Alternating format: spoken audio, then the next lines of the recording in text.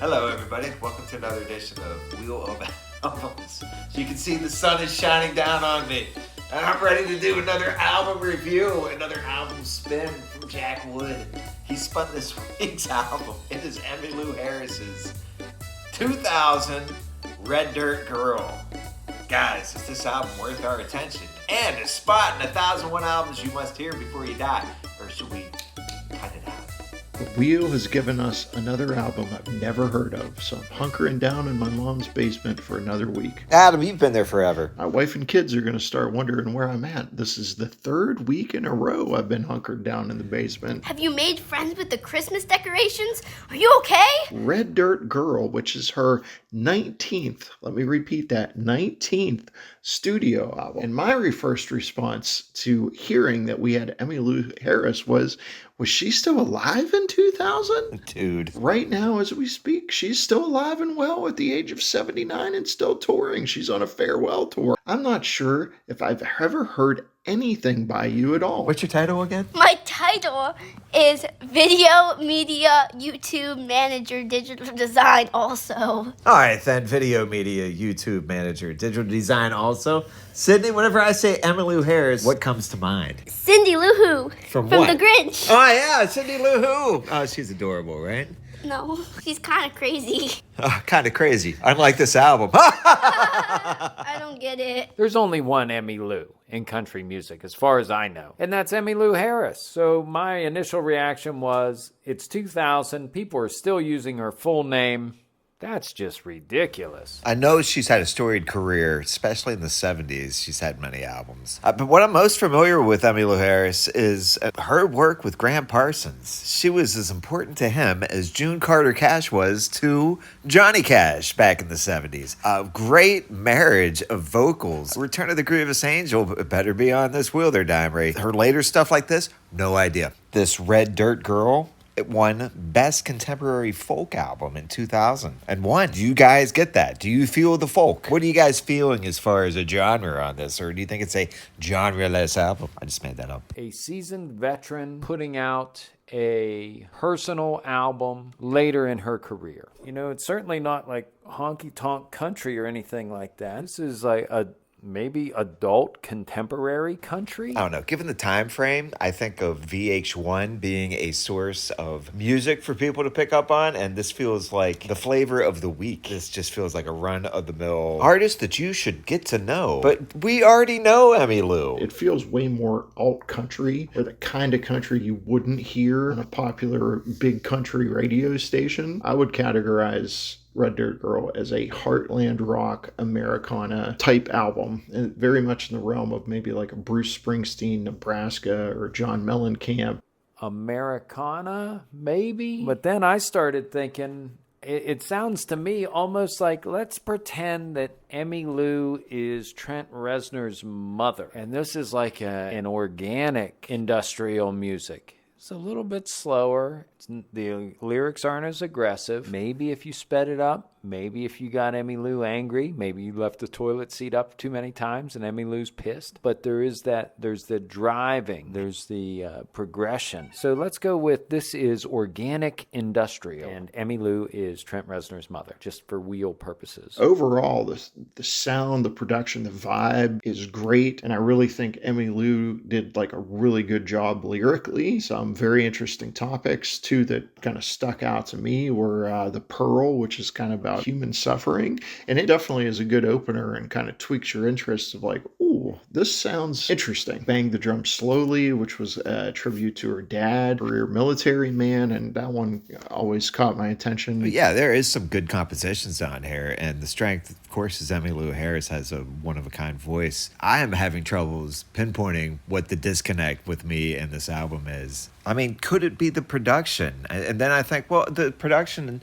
is very soothing. It has a producer who's done a nice job there. So there's a producer on here, Malcolm Byrne. I didn't know the name, so I went and looked at some of his work. Justin had listed that he worked on American Caesar, which is one of my preferred Iggy Pop albums. Running that through my head with this is almost the female American Caesar. Seasoned veteran coming out with something stylistically subdued, but poignant and personal. Okay, so production-wise, good producer. producer in there. Adam, you've listed a couple weaknesses here that I think are good. One, the songs really aren't that catchy. There are no hooks to it, which a lot of alt country sometimes is like that. And two, songs feel way too long without many like hooks to it. I'm just not sure what occasion I would bring this out for either. Reflection. What would be a good time to listen to Red Dirt Girl? To get inside the mind of Robert Dimery and why he thought to include this in the list.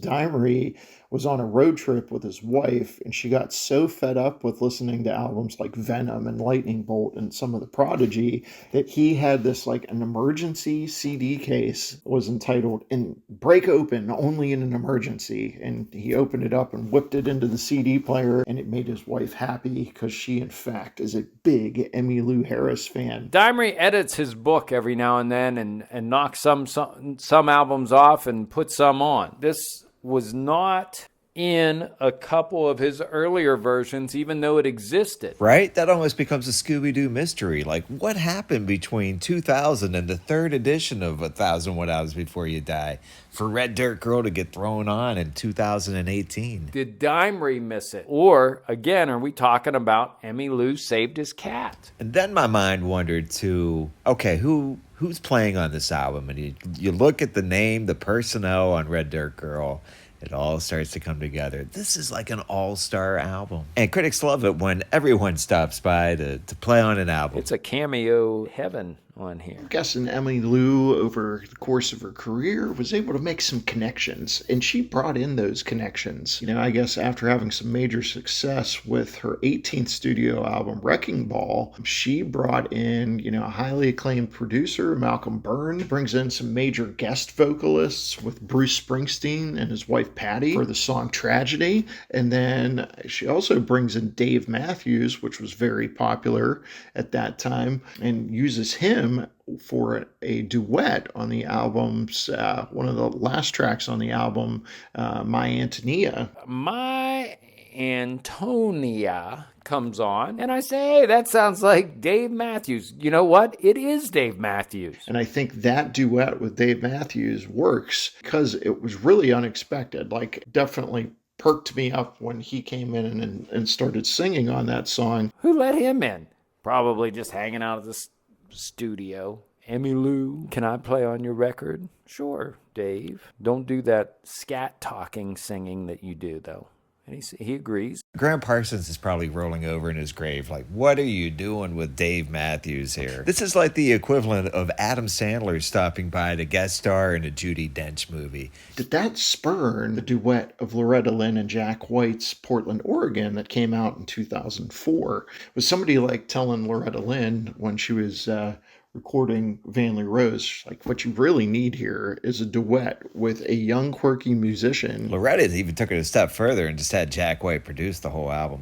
Van Lee Rose, without looking, I'm saying that should probably be on the list, especially over Red Dirt Girl. But to be honest, did they both just really steal the idea from Metallica, who brought in Mary Ann Faithfull for the song The Memory Remains, and 1997? I don't know a lot of Emmylou Harris. I know that she is the other lady that sings with Linda Ronstadt and Dolly Parton in Trio, and I don't really say, hey, that's an Emmylou Harris song. And maybe that's a shame on me type of thing, because I know the name. I've watched plenty of Hee Haw in my day, and I'm sure she was on there. I don't know. I think from what I know of Emmylou Harris, she didn't show up on Hee Haw. On Red Dirt Girl, I would say the strong points are her voice. She is very welcoming.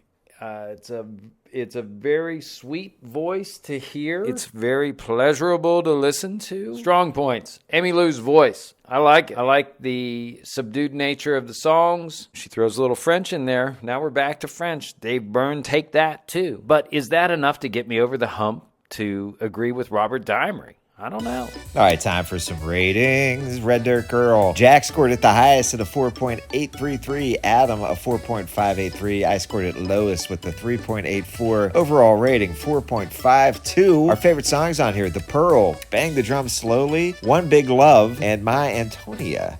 Our least favorite song, and I will agree with Adam, this was probably the bottom song of the album, and that is Hour of Gold. So, should you hear Red Dirt Girl before you die? I'm not beating around the bush. It's an absolute no. No offense, Emmylou. I just couldn't get into it. She's gonna hunt you down, Adam. I really scratched my head on how this made the actual list of albums. There are a few tunes that I really, really liked here. It's an album that really reminds me of kind of another rocker in his 50s around the same time, and that's Bruce Springsteen with his release of The Rising. It's got that feel to it, and the feel and the meaning of the album has a lot of bite, but as great as that feel and vibe is, there is something lacking in this album where The Rising had some flavor to it. This one feels bland. My numbers make me look like I really hate this album. I would listen to this over several other albums that we've listened to on the wheel that I didn't like. My problem with Red Dirt Girl is it's extraordinarily ordinary. It is the Dinty Moore beef stew of music. It's comforting, but yet nobody really goes looking for the beef stew.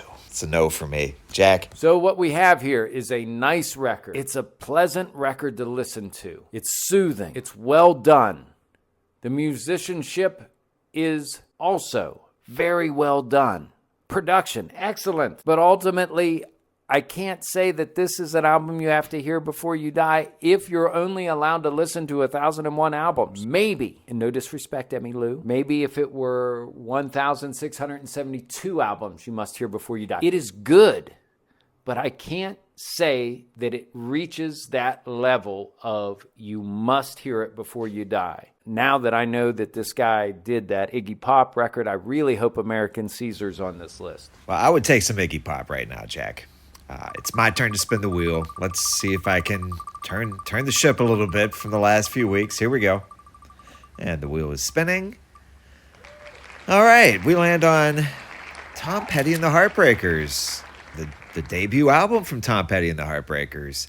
I believe that's from 1976, 1977. From Metallica, who brought in Marianne Faithfull for the song The Memory Remains. Hey, if this is your first time listening, or if you've listened a few times, we'd love if you followed along, if you hit that follow button on Spotify, also the subscribe button on YouTube. As the kids would say, smash that, and then you'll get a new episode every Monday. Most Mondays. This week it was Tuesday. Things got a little hectic this weekend. For Jack and Adam, I'm Justin. Have yourself a great week. We'll get at you next Monday with a new episode. Tom Petty and the Heartbreakers and their debut album on Wheel of Albums.